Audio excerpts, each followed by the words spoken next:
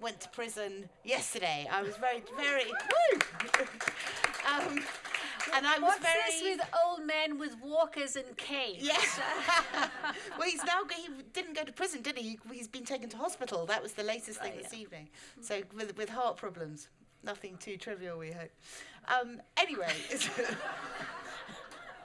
Sorry, I was tweeting yesterday that I was very glad to see that the Metoo movement had a proper scalp. But anyway, so it's fantastic timing. I'm really sorry that Kay Burley has had a bit of a personal drama and can't be with us. But don't worry, because Sylvia Hewlett, who's here with us this evening, who's the author of this amazing book, Metoo in the Corporate World, was intimately involved with the Bombshell investigation. Sylvia was actually part of the legal team that went into Fox afterwards to clear everything up. So she actually has more insight into this than anyone we could possibly speak to. And it's a huge pleasure and privilege of mine to introduce Sylvia, who's not only a brilliant economist and one of the Harvard Business Review's kind of premier business thinkers, but ran an incredible think tank in America called the Center for Talent Innovation, which for the last 15 years has been at the absolute cutting edge of trying to get more women and diverse folks onto boards and to really change corporate culture. So really, more than anyone, Sylvia this has been her kind of life's work to try and change these cultures. And she went into Fox to try and do this. So Sylvia, do you want to tell us a bit about what you did and what that was like? Well, it's ongoing, which is fascinating. 2 years ago, a group of pension funds sued Fox News for misappropriation of funds. These many millions of dollars that they paid off to O'Reilly and to Ailes. The pension funds won that suit, and the remedy wasn't a bunch of cash, but the creation of an external committee, a kind of watchdog committee. There are 4 of us, with quite a lot of power to intervene and attempt to change the culture at that company. One of the other members is a former judge in the Southern Circuit. There is an amazing African-American man who is a icon in the Southern publishing world, and someone from Catalyst. So, this is a pretty strong-minded group. So, in a nutshell, what has happened is that there has been tremendous transformation of the internal culture. I'm particularly admiring of Susan Scott, who's done an extraordinary job. The ways in which training happens, reporting happens, but more importantly, the actual acceleration and retention of fantastic people of color, for instance, LGBT individuals and women, is underway. The problem is, of course, there's this incredible split with the on-air talent, because there is a living contradiction, if you like, because you can't have people like Hannity in the pocket of Trump. And somehow imagine that the organization, i.e. all the folks behind the scenes, are somehow separate from that. So I think that is the big question mark as this process, moves beyond the creation of mechanisms in the organization that are better. One very interesting point is that Paul Ryan, who is, a very bright and moderate Republican who was the Speaker of the House for a few years, if you remember, is now the chair of the governance committee of New Fox. Right. And we now are intersecting directly with him. And, I feel myself conflicted about this, because in a way it's kind of wonderful to see a flourishing of diversity, within the company. More than 50% of the C-suite is now female. I mean, it's pretty amazing. But on the other hand, experiencing the extreme right-wing kind of cheerleading section, which is the on-air talent, which seemingly has been unaffected by all of this, is the, I think, big ongoing contradiction. However, one thing I've been doing over the last 18 months is very much looking at all of the hidden pockets of pain around America and to some extent in this country, because one thing which I feel was so poignant in this film, Megyn Kelly says to Kyla, it's no one's job, right, to protect you. Yeah. And she says right back, it's everyone's job. And one of the extraordinary things about my new data is that I find that now 27% of women in the white-collar workplace are reporting, which is a higher figure than before. It's not a huge figure, but it's better than was true, 2 years ago. But only 3% of people of color who are harassed and assaulted and so only 3% of reporting. Right. Although rates are very high in these other groups. So there is a huge other story which is really not in the news. It's not being addressed in very transparent ways at all. So it's not just women. Do you think that post-Weinstein, post-Roger Ailes having been toppled, that this is still going on? I mean, not just in Fox, but everywhere. You mean the harassment and assault? Yeah. Yes. I mean, for instance, you take the EEOC, which is the Equal Rights, Opportunity Commission in the States. There's been a massive increase in the complaints going to the commission. Now, part of that is that, now 27% of reporting as opposed to 15 or whatever it was. So it is, an expression of progress when more people are reporting. But no one imagines there's been much of a dent. Because really, it's about power. Yeah. And I think that, there's this continuum of bullying, hazing, sexual aggression. I mean, look at the military. Look at the Boy Scouts, for heaven's sake. They're nearly being hit by $1 billion worth of suits as of last week. So, it's in a way for the top dogs to strut their stuff and keep all the underlings, in their place. So I feel that the power dynamic is very real, and it's a bit of a chicken and an egg, because what I see from my research is that when you do have more diverse people around decision-making tables, when leadership really is more diverse, there is less bullying and less sexual misconduct. But of course, the old boys club is eager to protect that turf and that territory, and so this intimidation, is clearly continuing. And what's very clear in your new book is that it isn't just women who are suffering from this. And do you think that goes on still unchallenged? I ran an article by Sylvia in the Sunday Times magazine a couple of weeks ago, which detailed really kind of horrible abuse of young black men, for instance, or LGBT folk or people of colour, in a way that I mean, this kind of thing now in the Harvey Weinstein has made the harassment of women much more kind of mainstream, but we're not really looking for the other stuff, are we? Well, I did an event last week with Cornel West, and he said, vanilla sisters. Vanilla sisters. You and I. Now we have won some battles, right? Yeah. We can perhaps bear witness and be more generous and understand that there are a lot of us in this category of victims, and a lot of silent victims out there. I mean, here are the stats, and they really hold true in the UK as well as in the US. About 34% of women in the white-collar workplace, people with degrees, right, do experience sexual harassment. 7% experience sexual assault. Okay. This is my data. The difference is harassment is unwanted sexual advances.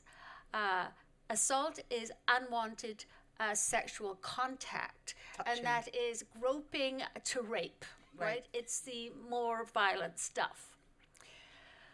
So where would Roger Ailes come in on this, on that spectrum? Oh, well, he'd certainly be in the assault category of things, as Weinstein indeed was definitely. In at least 80, perhaps hundreds of cases, right? There are a lot of parallels, which I was wincing at in the movie because it aligns so much with what happened as a result of his power grabs, in every sense of the word. But the big surprise, let me just give two figures from the research.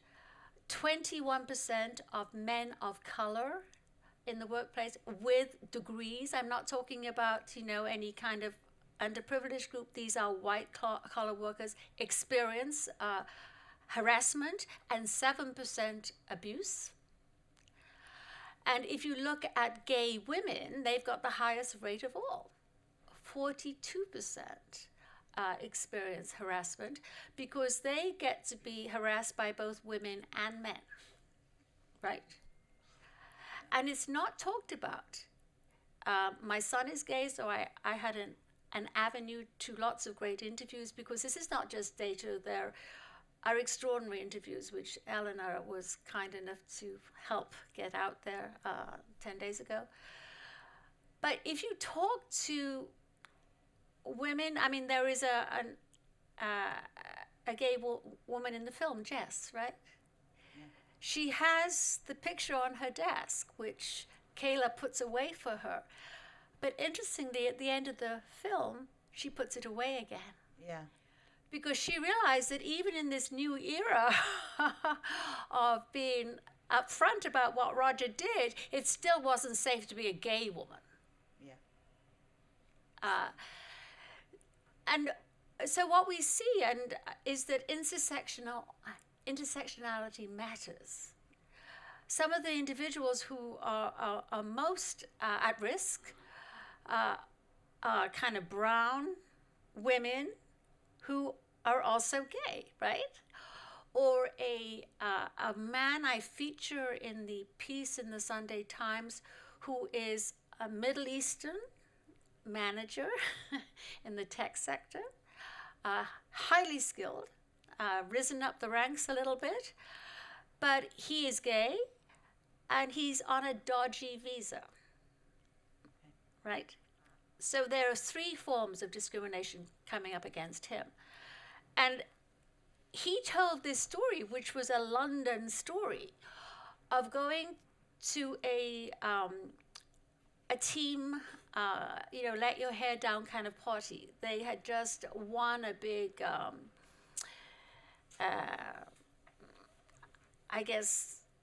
triumph in terms of fixing some system for the bank he was working for. And they, went out for a drink Friday night.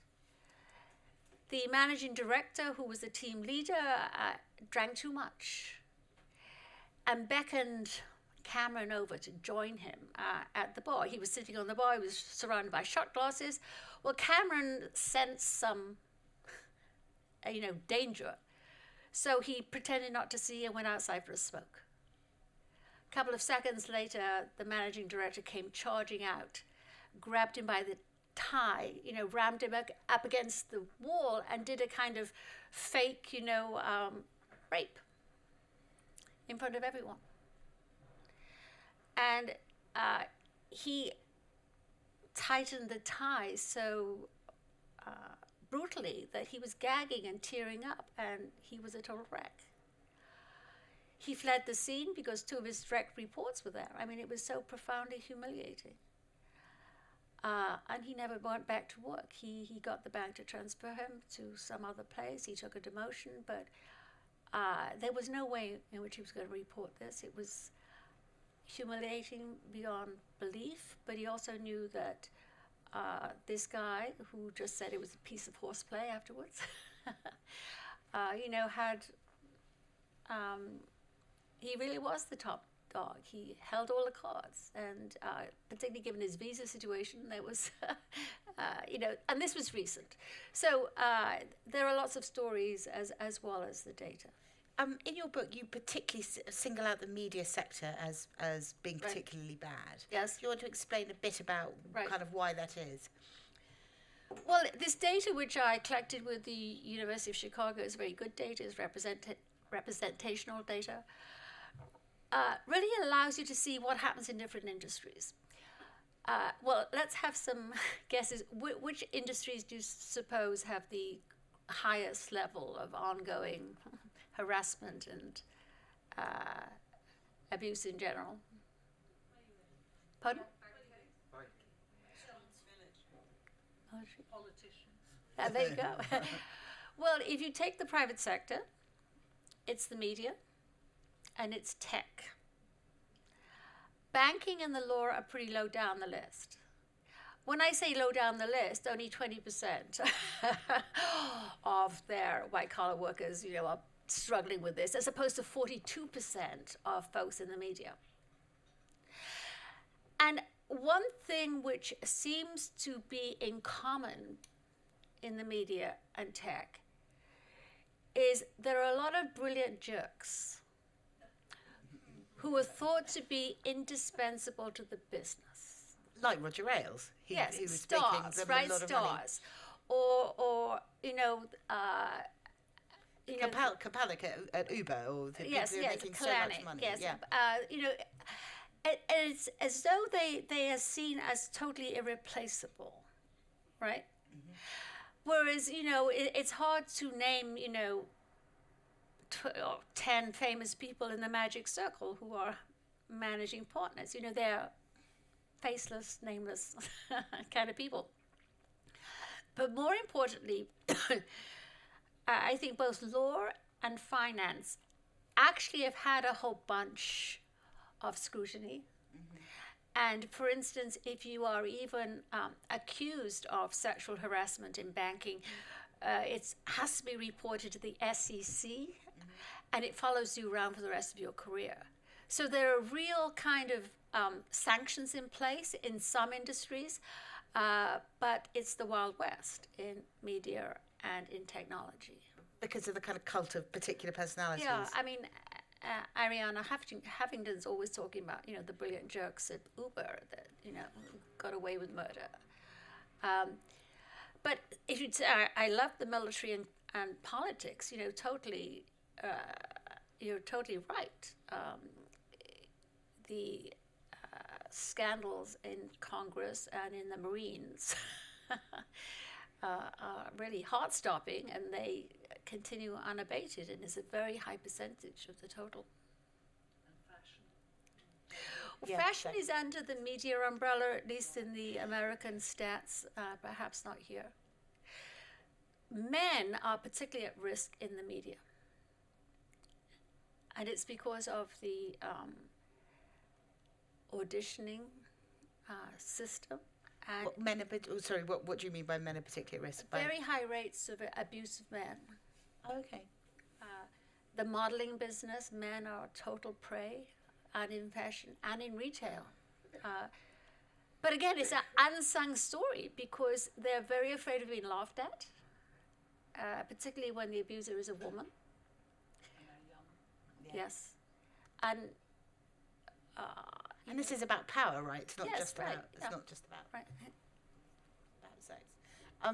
What about the sense in the Weinstein trial that there was a real problem because these people had an ongoing relationship with them? So Right. you saw that again with Megyn Kelly, where because somebody's abused you, but you've gone on having a relationship with them because you needed to for your career. Have you kind of picked that up? How does that play out? Well, that doesn't show up in data, and there is a lot of data in this book, but it does in what we know of these worlds. Think of the Catholic Church. Those poor altar boys were involved in relationships, for years after the abuse. I think it is the... It's almost seen as a kind of rite of passage into the next Well, kind of phase that you behave in this way. I mean, that's what we certainly see in Megyn Bombshell. Kelly said something very interesting in the script. She said, "You can't leave Fox. Yeah. There's nowhere to go. she said that, and then a little later on, she said, I didn't want the job I had, but I really never bought into my next job. And in fact, what has happened to her, right? She hasn't reestablished herself since the debacle. And I think you get caught up in this culture of exploitation, or I don't know, there's weird complex ties between the perpetrator and the prey. Yeah, and actually at the end of this, you end up with a president who we know had been himself kind of guilty of terrible kind of harassment. So it's like it's kind of whack-a-mole. You get rid of some and kind of and more pop up, right? Right. It feels a bit like that. I mean, at the end of this, it doesn't feel that kind of joyous, does it? Because you know that you've got somebody. But one of the things that is driving permanent, enduring change is that to be optimistic in the right direction. One thing that happened in New York State and is now being copied by 18 other states is that they've gotten rid of the statute of limitation for child abuse, so that you can now, have a lawsuit in your 50s because you were, serially harassed as a 12-year-old, a 15-year-old, or a 16-year-old. The day that passed the state legislature, thousands of victims came out of the woodwork, and the New York Times listed who they were. Well, there were, and everyone thought, well, it would be primarily victims within the Catholic Church, because that's what people were, preparing for. And indeed, there were a lot. But one reason the Boy Scouts exploded is that an awful lot of Boy Scouts came out of the woodwork, 30, 40 years later. And it's why it declared bankruptcy last week.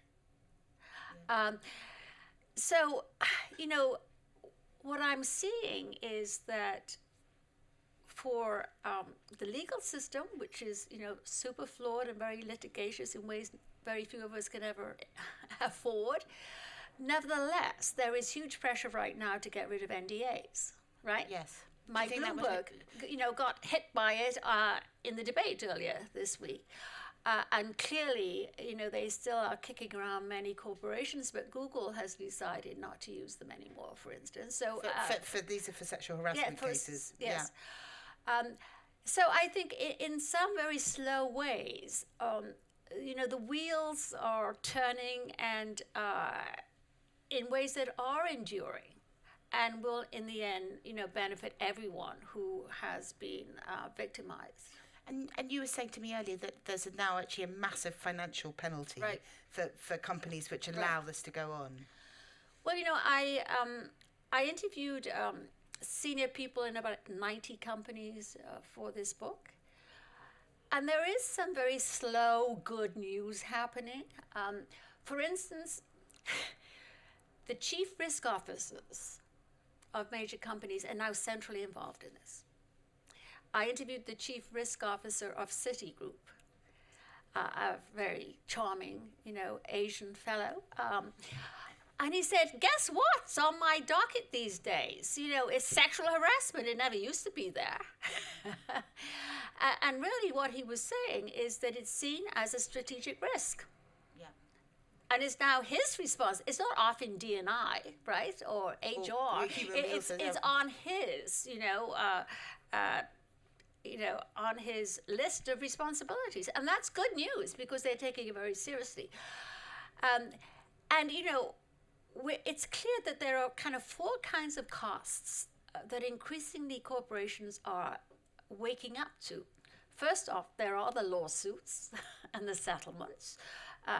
Google's paid, $350 million recently. The Boy Scouts, $1 billion. The Catholic Church, $3 billion. These can mount. Well, we have Fox here, $100 million between Ailes and yes. But on their own, they wouldn't be decisive. The other thing that's happening, there's a massive hit to the brand. Yeah. When Nike was hit by a class action suit by its top female employees, not just for harassment and a frat boy culture, but for pay inequities, right? Because they had a whole slew of things that were going wrong at Nike. They took a 10% hit to their brand because the big growing market for Nike was women's shoes and women's apparel. And of course, this was not terrific for that, image in the world. And they reckon that was a few $1 billion. And look at Victoria's Secret right now. I was going to say. Right? Or Guess Jeans. Yep. Or Lululemon, right? You can't pretend to be, the the voice of female health Empowerment and yes. wealth and well-being, if it turns out, it's a nest of predators at the top of the house. And I guess the other thing, which Weinstein case is very interesting around, this Asian lawyer, the chief risk officer of Citi, his name is Bradford Hugh. He said, look, another risk that a company is running is that all of a sudden they lose their leaders. Yeah. You can't actually tolerate sexual misconduct if all of a sudden next week you lose your C-suite. I mean, Nike lost 11 top guys, including the heir apparent. Yeah, which is not great for succession. Yes, and obviously if you work for Nike, this is not good news. It's not good news for the sector or the industry. So I guess what maybe it's me being an economist, I find, money a big driver in terms of behavior. But I think the costs are now coming in at such a fast and furious rate that there isn't a board of directors in the world that isn't taking this seriously, and therefore putting in place the warm lines, the bystander programs, the training programs, the confidentiality of complaints. Intel just put in place something called a warm line, which is wonderfully staffed by an extraordinary team of psychologists. But secondly, you can report and have about 5 layers of protection so you don't have to reveal your identity at all. And you can report microaggressions, which I think in a way is the best news of all, because that gives you an early warning signal in terms of who might be predators down the road, right? And when they get a series of complaints from the same team, they realize something really is going on in terms of the leadership of this team. And people actually take that up, because I thought one of the most striking things in the film was Megyn Kelly saying, well, who's going to ring the hotline? The hotline's bugged by Roger Ailes. He controls the phones. And yes. I think there's still that sense in well, organisations, isn't there? The hotline at Intel does not report to HR. Okay? The hotline is controlled by the audit committee of the board. Right, so it has to be separate. And they care about whether they're heading into, expensive territory. Yeah. So I think so these things are becoming actually kind of integral to this company's structures, not just as a kind of add-on, which doesn't really mean anything. Because obviously everyone at Fox knew that the hotline was a joke. Well, I think what it's seen as part of competitive strengths, that you actually got to have some inclusion going on, and you've got to get rid of predators in the making as well as actual predators who were established, right? You are in slightly better shape. And do you think that the kind of impunity that allowed somebody like Roger Ailes, because what's really scary in that film is the procuress, the woman who comes up to Kyla in the first place and goes, oh, yes, he'd like you, come in, and that combination of ambition and somebody kind of complicit in, which we know with Weinstein, there were endless kind of executive assistants who were leaving young actresses in rooms with Weinstein, knowing full well what he was going to do to them. Do you think that that's changed too? I don't think this could now happen as explicit. Yeah.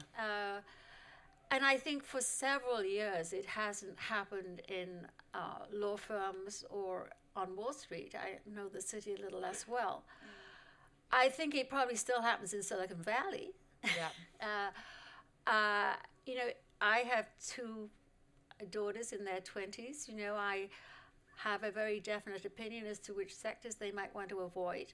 Okay. So what? So you would say Silicon Valley? Well, I think Silicon Valley seems to be, again, incredibly unedited on this front, and it is a world which is potentially worse than the media because it is so dominated by men. At least in the media, there are a lot of women. All right? Yes. We're trying. And also, the other thing which feeds into one of your big pieces of advocacy and knowledge, Eleanor, the leadership in Silicon Valley is appallingly young. Yeah, and very much bro culture. Almost exclusively male. And therefore, these are leaders that have grown up on porn. Yeah. And obviously have a kind of arrogance and, I don't know. Entitlement or a kind of yes, attitude to women. it's. I think the culture is, Really toxic. well, it's one of the scarier ones out there, I think. Because what's quite scary in looking at the research and looking at some of the things which are going on, and I know some of the things that you've been involved in terms of investigating various companies, we think that this is a kind of old man kind of situation, that the Roger Aileses of this world, or the Harvey Weinsteins, are now kind of in their late 60s. They're kind of dying off. They're not so powerful anymore. But actually, what a lot of your research uncovers is a really toxic bro culture amongst the younger men. And in fact, we discovered exactly this. We had a really interesting women in journalism seminar where we had women from kind of every generation, kind of from their 20s up to their 70s, talking about what they encounter in the newsroom. And I was really shocked by the kind of attitudes that the younger women were reporting from younger men. So it's not a question of this is dying out. I think in some ways there's a great old kind of feminist trope that misogyny doesn't go away, it mutates. You know, it changes its face, and I'm afraid that may be what we're seeing. Right. And of course, we need to remember that the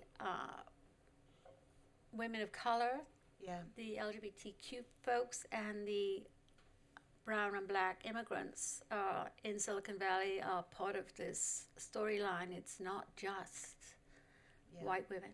Yeah. I like it this way. I know lots of people in the audience have got kind of, I'm sure, will have strong views. I know lots of you kind of work in these kind of worlds. I think we'll take some questions. I'd like to know what you all thought of the film as well. Yes, gentleman on the side here. I think we've got a microphone for those of you who don't speak so loud. I think I can probably get there. Yeah. Sylvia, I was interested in your comment about Silicon Valley and whether you have a view. I think part of the issue you made a comment about the pension funds. Do you think that part of the issue is that, shareholders, the people that own these companies, in many cases, not to put too fine a point on it, perhaps turn a blind eye? Clearly they must be aware. I mean, you have private equity firms that have seats on the board, so clearly, they know these individuals. I'm speculating, because if I think about some of the examples that you gave, to what extent do you think that there's a responsibility upon these institutions that manage money for a diverse group? In many cases, they are pension funds. And, maybe one way of tackling it is that as an industry, some pressure ought to be borne on that industry and the people that advise them to say, this is unacceptable. You are chasing a return, and in the case of those examples you gave, but at an enormous long-term cost to that company. Or, to put it more bluntly, at an enormous social cost that's really unacceptable in today, because as a society, frankly, that's great that you get a great return for your investors, but we've just left a pile of people with long-term issues. Yeah. Well, it's kind of more complicated and perhaps worse than that. I do think that there should be some kind of way of gauging the incidents of sexual harassment at a company or in a sector and some public accountability on that front. We have, gender equity indexes, for instance, and perhaps safety and inclusion indexes, would be a great thing too. But, the thing I'm very convinced by is that if women and people of color and LGBT individuals either languish or leave, right, in certain sectors because of the degree to which sexual harassment is weaponized against them, it's profoundly not in the interest of anyone, right, in the long run. And that's almost a kind of an indication that something's Yes, up. in the long run, because short-term profit, right, might be preserved or enhanced if you have a highly, tightly, brutally, run bro culture. But many companies will, in the end, struggle if they don't have diverse voices around the table at the top, because innovation cannot happen, if that is true. The biggest emerging market in the world is not China, it's women, right? We are a massive force in terms of consumers, in terms of clients, et cetera, et cetera. 89% of all consumer decisions made by women. Yes, and it's going up. Yeah. And so not having a visceral understanding, a way of, selling ideas as well as missions and goods and services, homogeneous teams do not do well in anything like the long run.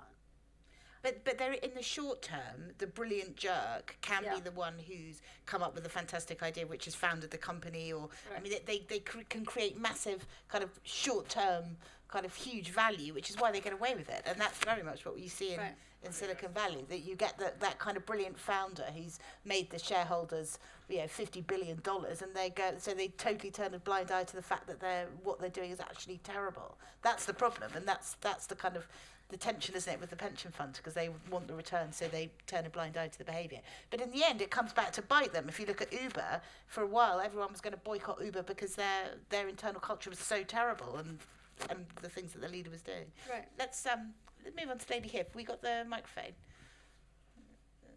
Lady in the glasses. Okay. Just want to say thanks for the work you're doing. My name is Mary Black, so I'm a doctor. I actually work in the tech sector, and in Me my too. yeah, and we have a company that we've developed in the tech sector.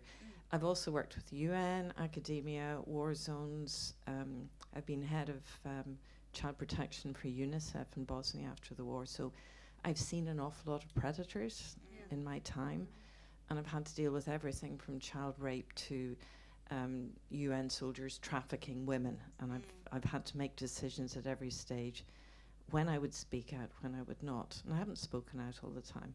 I have sometimes. So what I've learned is there are a few real predators. They really are. And then there are more people who, if allowed, would exhibit predatory behavior. Yeah. More opportunistic. Yes. Yeah. And the defining thing that the real predators will survive very well in wars, for example, or countries with no checks and balances, companies with no checks and balances. But the predatory behavior is product of culture, Yeah. and it's about who will stand by and who will speak out. And it's the same pattern everywhere. There will be a few people that we saw that will speak out. There will be more people that will follow them if encouraged, but they're very nervous about it. And then there's a tipping point, which we saw in the movie, where suddenly everyone realizes, oh fuck, I'm on the wrong side. I'll switch against. I will not only will I not wear the Roger t-shirt, Yeah. I'll wear the pants. I'll wear the pants. Yeah. They're opportunistic, and it's, oh, I see why it's flipping. So for me, it's about how do we choose? Each of us are choosing what our behavior will be, because it's risky. We've all seen it. We've all seen things we don't like. You choose to be what? A leader, a martyr, a supporter. There are many roles you can take in this. And how do we teach our young, like I have a daughter, sex is not the big deal that it was in my time. Your reputation would be ruined if you slept with a surgeon who was harassing all the women my age, because we had to beat him off. My daughter's generation, I know women in Serbia, for example, they think absolutely nothing of sleeping with a professor to get grades. They'll just do it and not think about it. They don't care. It's not a deal for them. It's a deal for me. It's not a deal for them. It's a deal for me. The culture's like that. So that the values of what's awful has changed as well. That's a bit of a speech, but it's a really just wondered what you thought. There's one enormously powerful thread of a solution that crosses boundaries in the book. And I'll talk about it from the point of view of IBM. IBM is a little bit of a poster child in the corporate world because, you know, they have more than the magic 30% women at the top. They've just had 6 years of a woman CEO, and they really have been on the forefront of much of the inclusion that's happened. They've done a terrific job with black individuals and, you know, just a culture that you see has moved in the right direction. Their big thing this last year is turning bystanders into upstanders. Because they discovered, and I discovered it in my data too, that about 40% of the white-collar workplace want to bear witness to other people's issues if they have the right structure and if they know what to do.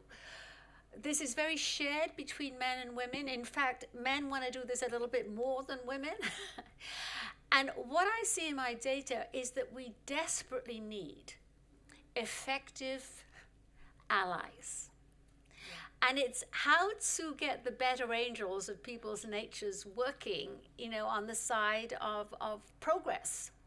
Just think of the environment we had in this movie. Everyone was, you know, walking around on, you know, hot bricks, you know, terrified that the culture police or the corporate police would be after them, or they'd lose their job, or, you know, wouldn't be able to pay their mortgage next week, or whatever it was. So what IBM has done is made it quite clear that they know that there are a lot of folks, you know, on their teams who feel scared to report things. And until we change our immigration laws, that's going to be true. Or, you know, change the fact that, you know, a black gay person probably does feel discrimination on all fronts. So it's up to all of us to look out for our neighbors.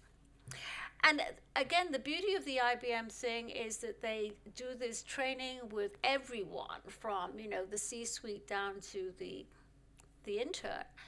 And everyone knows how now to do this well. And a lot of it is knowing what to do when they see disrespect going on, or the beginnings of bullying. And once 3 or 4 people are talking this through with the team they've got, you know, in that division, it helps folks know how to bear witness and to get that culture into a place where this is much less likely to happen. And I think in any environment, there's a huge responsibility on those of us who see things that are happening to know and do the right thing, because the person in the middle of it is, you know, quite likely to be much more scared than you are. But there's a lot of talk about those kind of proactive cultures, Yeah. and which is kind of talk and which actually isn't true. I mean, Right. there are lots and lots of places with. I mean, it's like we've got endless laws about kind of Right. harassment and all the rest of it, rape Well, all of a on sudden, the statute yes, books, right. but it doesn't Yeah. actually necessarily mean that stuff's not going on. All those things are actually Well, except actually that tackled. I mean, a lot of it is kind of on But the. I think they've got 20,000 people now with YouTube posts, internally. So you have to mean it as yeah, the, you as have the, to, and you have to have it happening. You have to have these things used. You have to have these things making a difference. So I do feel that has potential, because otherwise it's awfully easy to just say, There's nothing we can do. human nature is human nature, or something like that. Let's have another question. Sorry, I'll come to you in a sec. Thank you. Do you think the casual sexual harassment by the President of the United States or our own dear Prime Minister, isn't that likely to increase the chances of it happening? Of course. And What do we do about it? well, we both countries have these leaders right now. Do you think it's the last gasp of an old order? No. No, we hope. I think it has made all of the campaigns, all the Democratic candidates, or 7 of them, who are still in the running, needing to be super accountable on this front. The fact that Mike Bloomberg got such a grilling, last, when was it? Monday, Tuesday? I thought These kind of issues, yeah. I thought was terrific, because actually he's a man who is a bully, and certainly had his language was full of frat boy stuff, Yeah. but he's not seen as someone who was a real predator. In the leagues of predators, he didn't show up too much. But he's Now having. meant to be grateful. But the fact that So depressing. I think that this is a post-Me Too thing, meaning we've all made a difference. That these tough questions are being asked, these investigations are going on. I mean, I do think it was hugely impressive that Fox went outside for its investigation. Yeah. NBC didn't, right? But when the whole CBS thing broke, they were forced to, because Fox had already done it. So it's hard to have a credible investigation anymore without going to outside investigators. That's a step in the right direction, right? Because it certainly made these women come forward. The fact Yes. that it was an Right. external thing and it Right. felt like it was Yeah. fairer. Yes, on the sofa. Thank you. So my question was related to this issue of, I guess, effective allies. So I imagine a film such as this would garner a somewhat mainstream audience about white, beautiful women in corporate America. So what responsibility do people who are speaking from this lens have to raise awareness around those with less voice, who are working in low-skilled jobs Yeah. where there aren't accountability mechanisms? Sometimes they're Right. tied to their employers, and sometimes they're in the supply chains of these corporations. So I guess, what responsibility, but also perhaps more interestingly, what are effective ways of doing it? Right. I tell a story in my book about a Brazilian manager in a PR firm in Washington who was hit upon quite brutally by a team leader, and there was a white woman there, a white woman who had a relationship, had a long friendship with some of the senior managers. They'd gone to the same school, like kind of thing. And so she went to this woman after it happened, really with a plea to go with her to report it, and she refused. Now that's a very explicit, example of how that solidarity is not there right now. And what the Brazilian woman thought she was dealing with was tremendous stereotypes. For instance, it was assumed in this holiday party for this firm that because she was Brazilian, she was obviously intersex and, as she said, everyone thought I was hot to trot, whatever she meant by that. She really saw it as an expectation of her. And I think, I don't think we can take on the world, but certainly within our workplaces, within our collegial group, I think it behooves us all to understand that if we're dealing with it, there is a whole set of categories of folks who are, in much worse shape, and to at least, go our one's way to be aware of that. And to help, maybe. And to totally help. And this isn't an old story. This is a pretty progressive firm, and it was a colleague.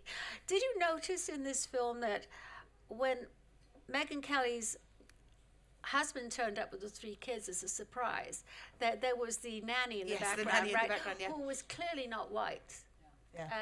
And, as you say, privileged, beautiful, elite young women have gotten most of the play in the Me Too movement. Although actually they may be getting, your research suggests they're actually really not getting the worst time. Let's take one more question, because I'm aware that we've got a, they're going like this at me at the end. Hi, Eleanor, you mentioned a recent seminar or event where you were maybe upset kind of by the range of women across the kind of generations where they were reporting kind of continued harassment or, etc. And so I was surprised. I mean, I think that Yeah. there's a kind of perception that it's a kind of problem which will go with it. That when the dinosaurs retire, it'll be okay. But I was certainly quite shocked to see that was really not the case. Yeah, and Sylvia, you've mentioned this kind of rise in women reporting sexual harassment, etc. Do you worry that we've reached a peak and that it will now plateau? Do you worry that we've reached the kind of the peak in the number of women that are going to be reporting this kind of thing, and how can we combat that if that is the case? I don't worry about that at all. I think, unfortunately, there's a huge flood that... Still to come. Well, I'll give you some examples. The groups I'm talking about are beginning to report. There's been a 17% increase in the last year at the EEOC in terms of women of color reporting, for instance. But Sexual harassment yes, or harassment. but it's complicated because the things we have to take on board are uncomfortable. For instance, the number of women who are accused of sexual harassment, that is going up too, right? And as I've been interviewing feminists around this, and obviously we have to take on board that if we are seeking power, right, we've got to be very careful about what we absorb on that journey. And it's extremely good for women as well as men when they get to the top if they are part of an inclusive culture. Because it's awfully easy to, just try the tactics of the men. And we have now an old girls club, doing that too. So what I'm saying is that some of my data is profoundly uncomfortable because it's not clear that the predators are all men, right? And that there isn't a growth in certain kinds of harassment, which we're not going to find easy to tangle with at all. But it's about power, isn't it? About power. It's not just about men, and it's about power and the people who have power abusing that power, and women. I mean, I love Naomi Alderman's book, The Power, which I think is brilliant on showing how women can be just as bad as men and just as predatory, given the opportunity to do so. It's just that historically we've been rather more repressed. I just want to end with a quote, if I may. Someone called Tarana Burke. A founder of the Me Too movement. She actually founded something called Me Too in 2006, right? It was before you could tweet or anything like that, but she did call it Me Too because her purpose. She's a civil rights activist. She's worked mostly in the Bronx. Very well-known legal activist. She wanted to bring women together across race. So she posted something a couple of weeks ago, and she said, look, she said, we can widen this tent. It will happen. But first we have to take on board the uncomfortable and get comfortable with it, which is that there's more than one way of being a predator. And she's a remarkable woman, and it's, any of you heard of her before? I mean, she's been forgotten about. No, she's had quite a lot of players recently, particularly Pez Weinstein. You know, for a whole year after Me Too took off, she was not included. You know, and she's really talked about as, you know, the person that kicked this off. I mean, I think this week she is, perhaps, but, you know, she had been buried, or, you know, her message of cross-racial alliances here had been buried. Yeah. So we've taken this on board, kind of on Bombshell, which you're right. There's a whole load of very beautiful kind of female newscasters, but I think the lesson is it's much broader than that. Right. I'd like to thank Sylvia so much for coming. I'd also like to really recommend her book.